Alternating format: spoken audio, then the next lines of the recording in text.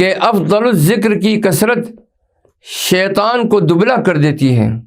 رسول پاک صلی اللہ تعالی علیہ وسلم نے ارشاد فرمایا، افضل الذکر لا الہ الا اللہ محمد الرسول اللہ سے شیطان کو دبلا کرو، کیونکہ شیطان اس سے دبلا ہو جاتا ہے جیسے کوئی اپنے شریر اونٹ کو بکثرت سوار ہونے اور بکثرت بوجھ لادنے سے دبلا کر دیتا ہے۔ اے لوگوں، تم محض لا الہ الا اللہ ہی کہنے سے اپنے شیطان کو دبلا نہ کرو، بلکہ یہ الفاظ اخلاص کے ساتھ ادا کر کے شیطان کو دبلا کرو۔ توحید الہی انسان اور جن کے شیطانوں کو جلا ڈالتی ہے، کیونکہ توحید شیطانوں کے لیے آگ اور توحید والوں کے لیے نور ہے۔ تو کس زبان سے لا الہ الا اللہ کہتا ہے جبکہ تو اپنے دل میں بے شمار معبود رکھے ہوئے ہے؟ ذات الہی کے علاوہ تو جس پر بھروسہ یا اعتماد کرتا ہے وہی بت تیرا معبود ہے۔ زبان سے توحید کا اقرار تجھے دل کے شرک کے ساتھ کچھ فائدہ نہ دے گا۔ دل میں نجاست ہو تو جسم کی پاکی بیکار ہے۔ توحید والا اپنے شیطان کو دبلا کرتا ہے جبکہ مشرک کو اس کا شیطان دبلا کرتا ہے۔ سب باتوں اور سب کاموں کی جان اور مغز اخلاص ہے، کیونکہ اخلاص سے خالی دل ایسے ہی ہے جیسے کوئی پوست مغز کے بغیر ہو۔ چھلکا تو صرف جلانے ہی کے کام آتا ہے۔ اے مخاطب، میری بات سنو اور اس پر عمل کرو۔ ایسا کرنے سے تمہاری طبعی آگ سرد ہو جائے گی اور تمہارے نفس کی شان توڑ ڈالے گا۔ ایسی جگہ نہ جہاں تیرے تن کی آگ بھڑکے اور تمہارے دین اور ایمان کا گھر برباد ہو جائے۔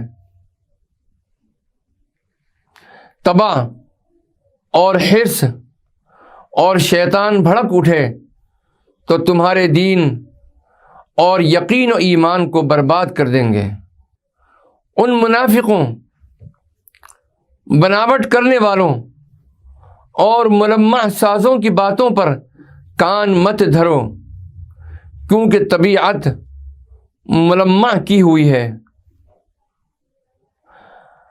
حرص والی اور بناوٹی باتوں کی طرف کھینچتی ہے، جس طرح کہ نمک کے بغیر خمیرے آٹے کی روٹی پیٹ میں تکلیف کرتی ہے اور خانہ جسم کو تباہ کر دیتی ہے۔ علم کتابوں سے حاصل نہیں ہوتا، کامل مردان خدا کی زبانوں سے حاصل ہوتا ہے۔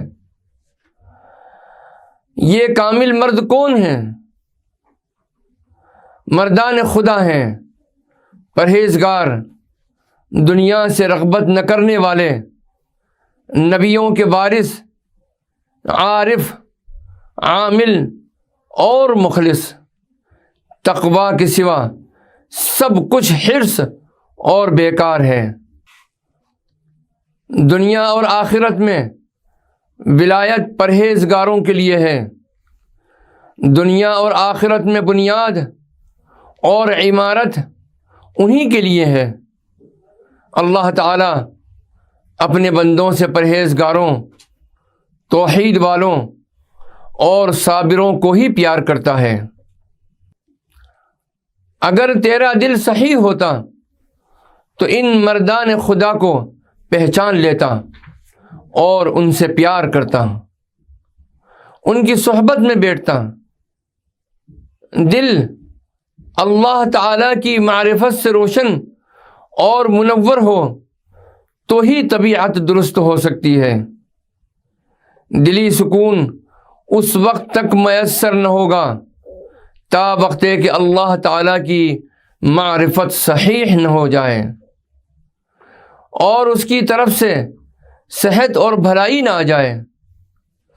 حرام چیزوں سے آنکھیں بند کر اور نفس کو شہوتوں سے روکے رکھ، نفس کو حلال لقموں کی عادت ڈال، مراقبہ الہی سے اپنے باطن کی حفاظت کر، سنت نبوی صلی اللہ تعالی علیہ وسلم سے ظاہر کی حفاظت کر۔